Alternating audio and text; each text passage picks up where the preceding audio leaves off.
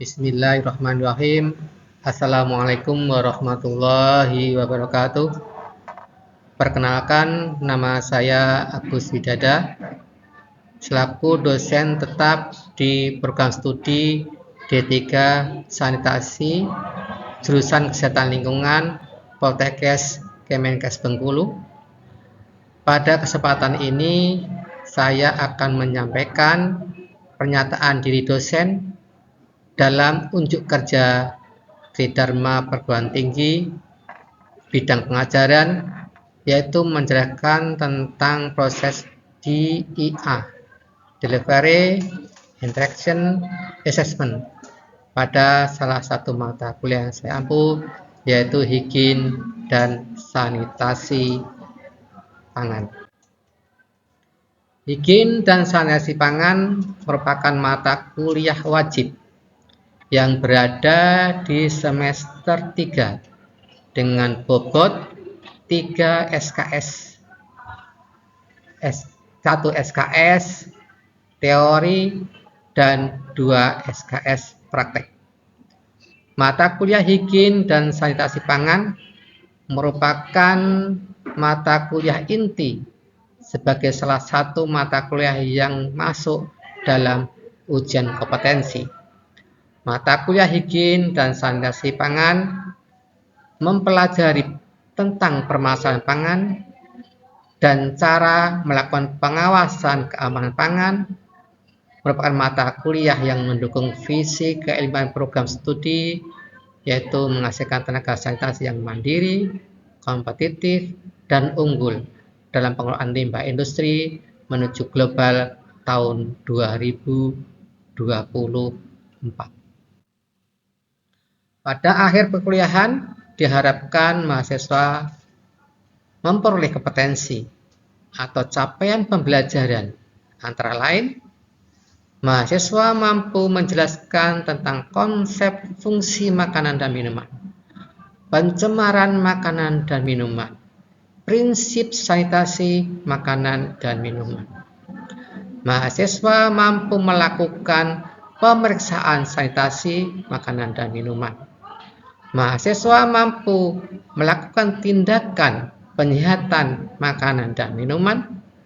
Mahasiswa mampu melakukan surveillance kualitas higien dan sanitasi pangan. Mahasiswa mampu melakukan pengambilan sampel makanan dan minuman. Selanjutnya, supaya kompetensi pembelajaran mata kuliah dapat tercapai, diperlukan beberapa bahan kajian yang terbagi dalam 14 kali pertemuan di luar ujian tengah semester dan ujian akhir semester. Bahan kajian tersebut antara lain: 1. Konsep fungsi makanan dan minuman yang meliputi karakteristik makanan dan minuman, pengertian penggolongan makanan, kebutuhan makanan untuk kehidupan, meliputi komponen bahan makanan, fungsi zat gizi dalam makanan untuk kehidupan. Konsep pencemaran makanan dan minuman secara fisik, kimia, dan biologi yang meliputi peranan makanan sebagai perantara penyebaran penyakit, pencemaran mikroba pada makanan, cemaran jamur, cemaran logam berat, pestisida, dan bahan makanan lain yang tidak diperlukan seperti formalin, rodamin, dan metanilzil. Yang ketiga, prinsip-prinsip higien dan sanitasi makanan yang meliputi pemilihan bahan makanan, penyimpanan bahan makanan, pengolahan bahan makanan, penyimpanan makanan matang, transportasi pangan, dan penyajian makanan. Yang keempat, higien penjamah makanan dan sanitasi peralatan yang meliputi teknik pencucian peralatan makanan dan angka kuman peralatan makanan. Yang kelima, persyaratan higien dan sanitasi jasa boga yang meliputi persyaratan bangunan, penjamah makanan, peralatan makanan, dan lingkungan. Yang keenam, persyaratan higien dan sanitasi rumah makan atau restoran. Yang ketujuh, konsep higien dan sanitasi makanan jajanan dan pengawasan makanan jajanan. Yang kedelapan, pengertian kejadian luar biasa atau KLB, keracunan makanan, dan penyelidikan KLB keracunan makanan, meliputi identifikasi sumber keracunan, analisis epidemiologi analitik, dan penanggulangan KLB. Yang kesembilan, konsep hazard analysis critical control point atau HCCP yang meliputi pengertian, tujuan, manfaat HCCP, prinsip-prinsip HACCP, meliputi identifikasi bahaya, ya bahasa fisik, kimia, biologi, penempatan batas kritis, pemantauan batas kritis, tindak koreksi, dan dokumentasi HACCP. Sistem perkuliahan mata kuliah antara lain dilakukan dengan satu, pembelajaran di kelas melalui diskusi perkuliahan tatap muka selama 50 menit. Kegiatan praktikum di laboratorium atau di workshop atau di lahan praktek melalui demo peragaan alat dan dilakukan selama 170 menit. Memberikan penugasan terstruktur 60 menit dan pembelajaran mandiri dengan merangkum materi selama 60 menit.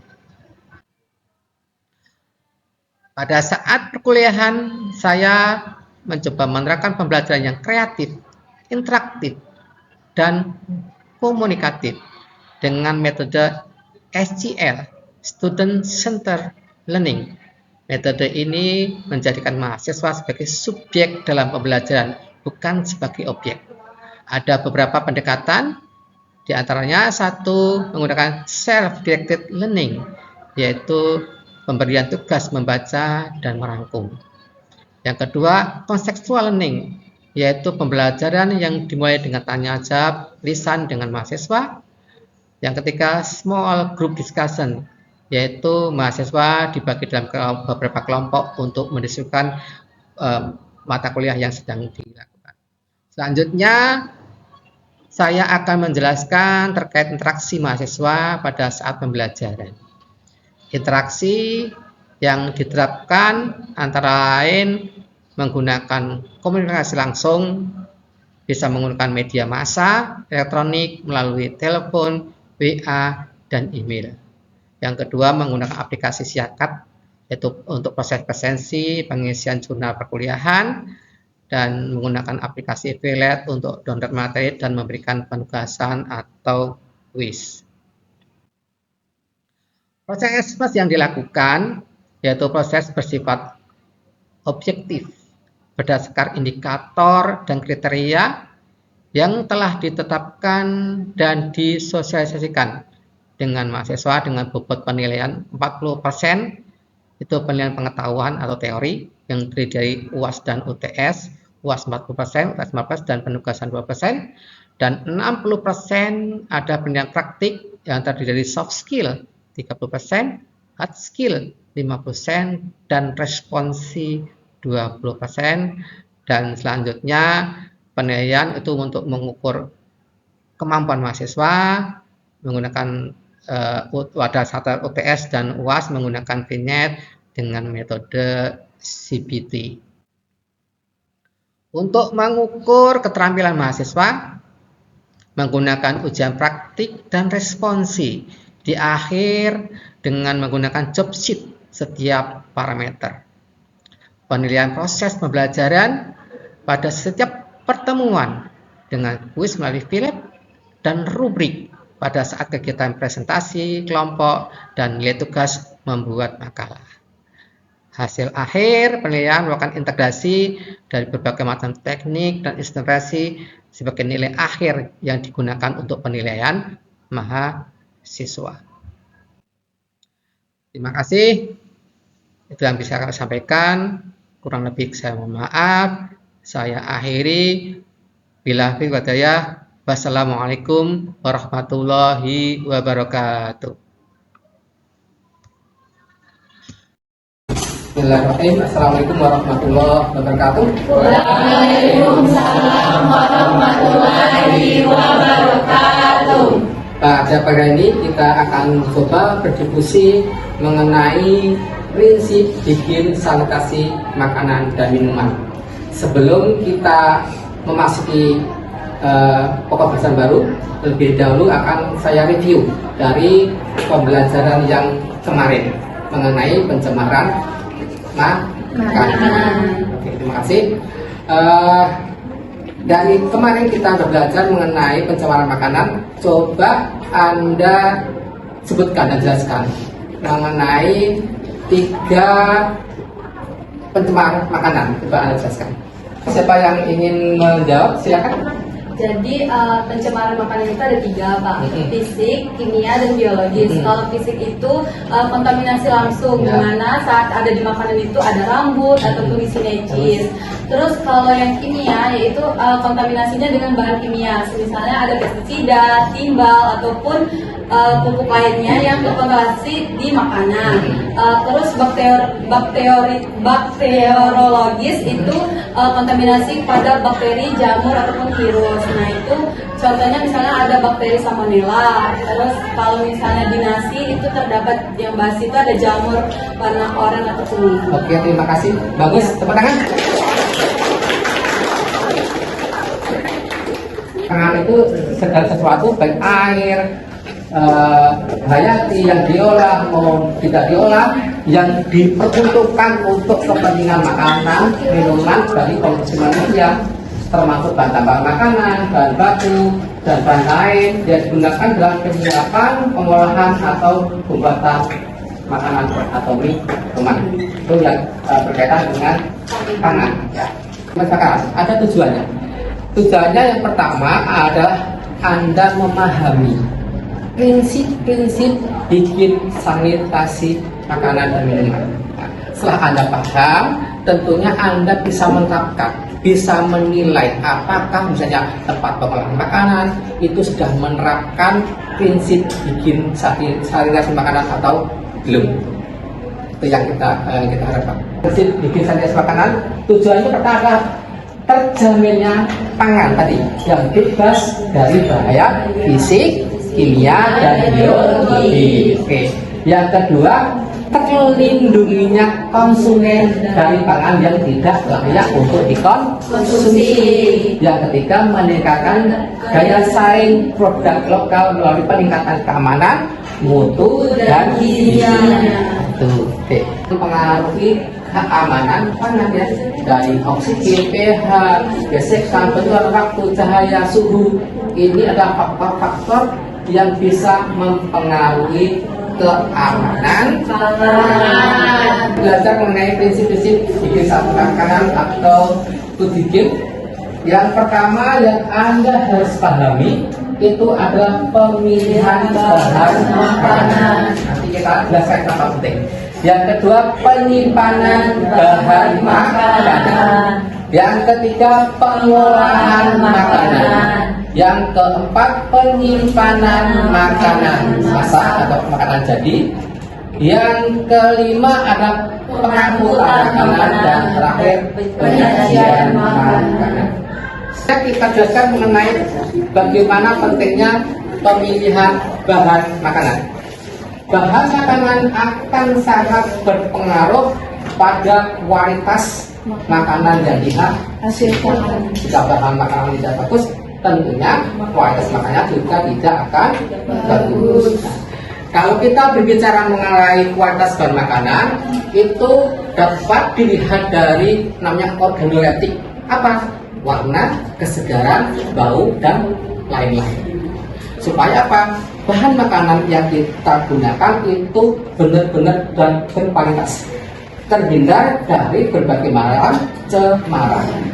Dan pastikan bahan makanan itu bagus, tidak rusak, dan terjamin kualitasnya.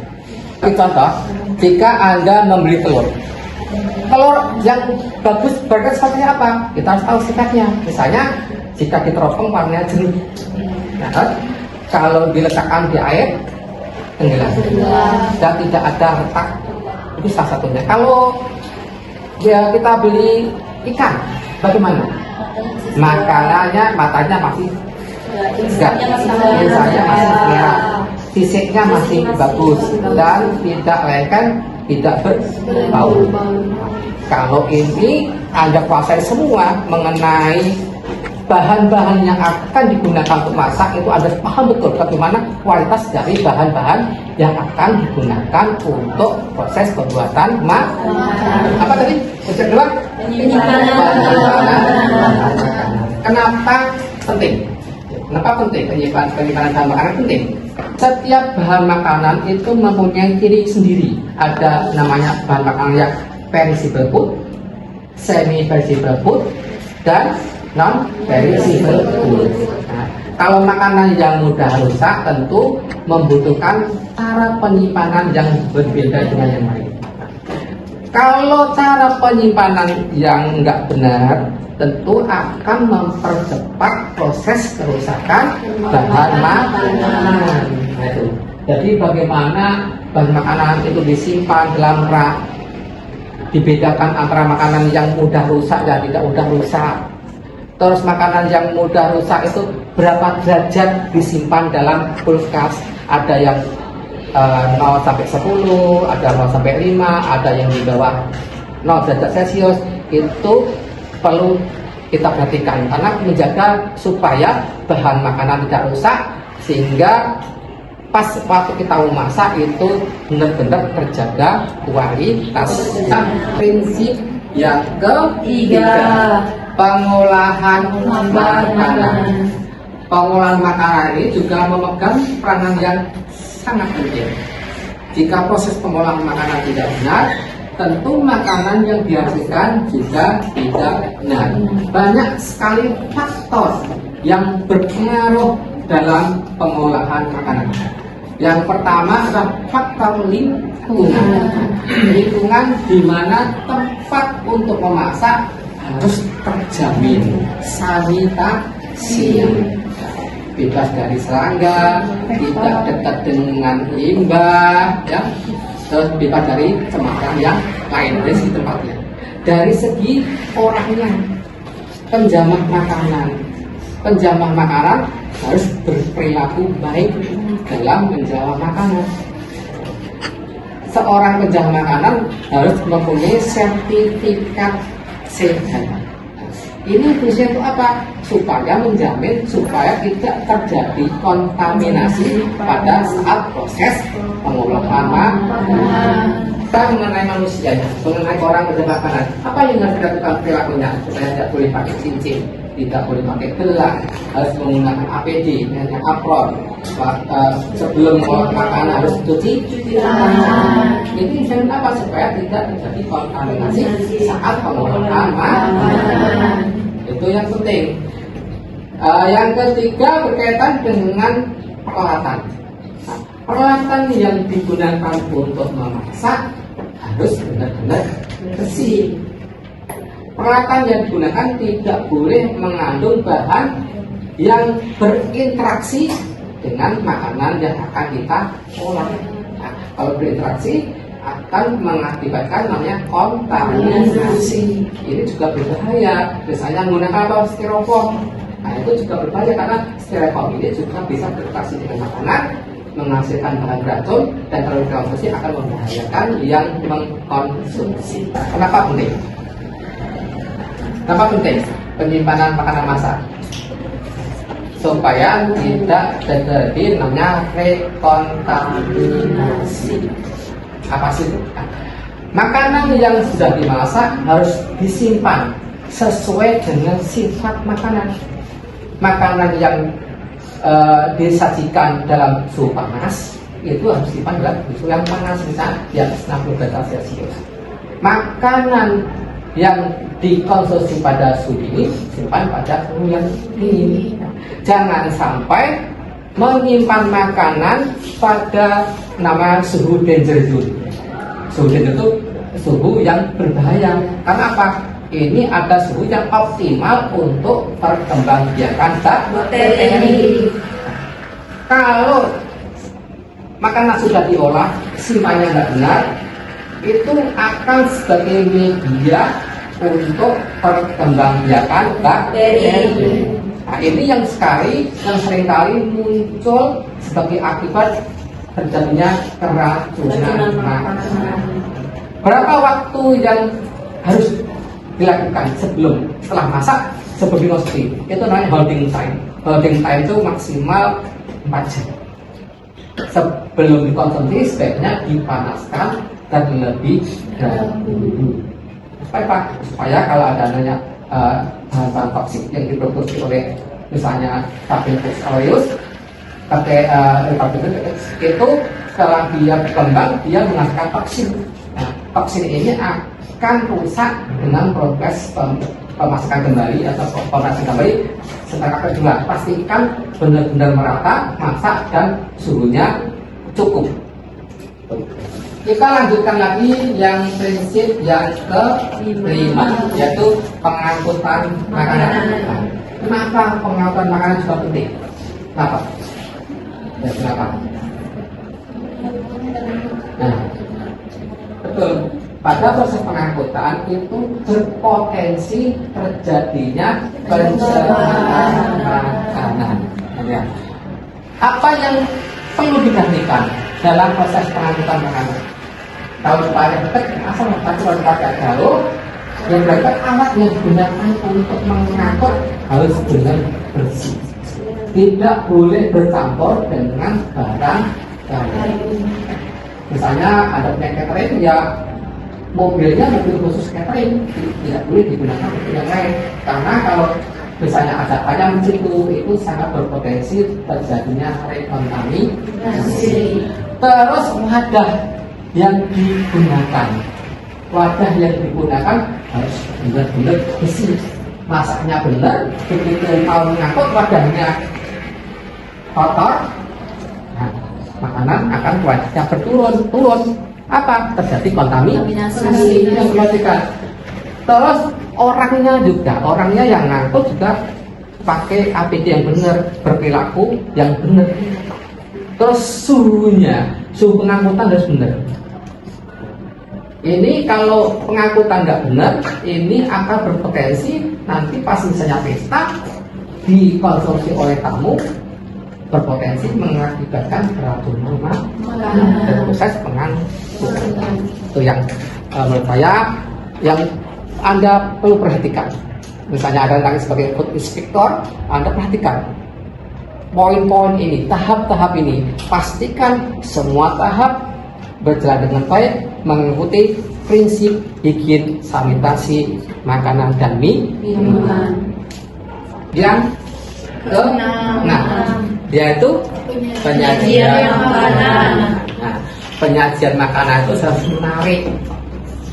Menarik siapa? Menarik konsumen. Kita mengkonsumsi jika sajiannya bagus, misalnya garnisnya bagus, kita akan selera untuk makan, kan gitu. Dan di dalam penyajian makanan itu sangat diperlukan karena apa? Di penyajian makanan juga berpotensi terjadinya cemaran. Misalnya apa? Penyajian kita sudah bagus-bagus masaknya bagus, pas penyajian kita gunakan styrofoam. Itu juga sangat menentukan kualitas makanan sebelum dikonsumsi. Plastik yang digunakan, wadah yang digunakan itu benar-benar menjamin kualitasnya sehingga tidak menimbulkan keracunan. Wadah harus Anda perhatikan dari segi estetiknya, dari segi keamanan tangan itu sangat menentukan juga pas penyajian makanan. Kita pembungkus plastik, pembungkus kertas, box itu dalam keadaan yang bersih dari bahan-bahan yang tidak dapat menimbulkan racun. Sebelum kita akhiri perkuliahan ini, coba salah satu mahasiswa bisa menyimpulkan apa yang kita pelajari hari ini. Silakan Mbak Livia untuk bisa mewakili kawan-kawan. Dari pelajaran hari ini saya dapat menyimpulkan bahwa kita harus memperhatikan dari bahan, pengolahan, cara masak, pengangkutan, serta penyajian makanan. Karena bila tidak diperhatikan itu dapat memberikan kontaminasi dan menjadikan sumber penyakit bagi manusia. Terima kasih, bagus sekali. Terima kasih atas perhatian semua. Semoga apa yang kita pelajari ini bisa memberikan manfaat bagi Anda semuanya. Dan kedepannya kita untuk pertemuan mendatang kita akan belajar mengenai HACCP, Hazard Access Critical Control Point. Materi akan saya share, tolong Anda pelajari lebih dahulu. Untuk ke depan kita akan diskusikan bersama-sama. Kurang lebih saya mohon maaf, semua bermanfaat. Saya akhiri, wassalamualaikum warahmatullahi wabarakatuh. Waalaikumsalam warahmatullahi wabarakatuh.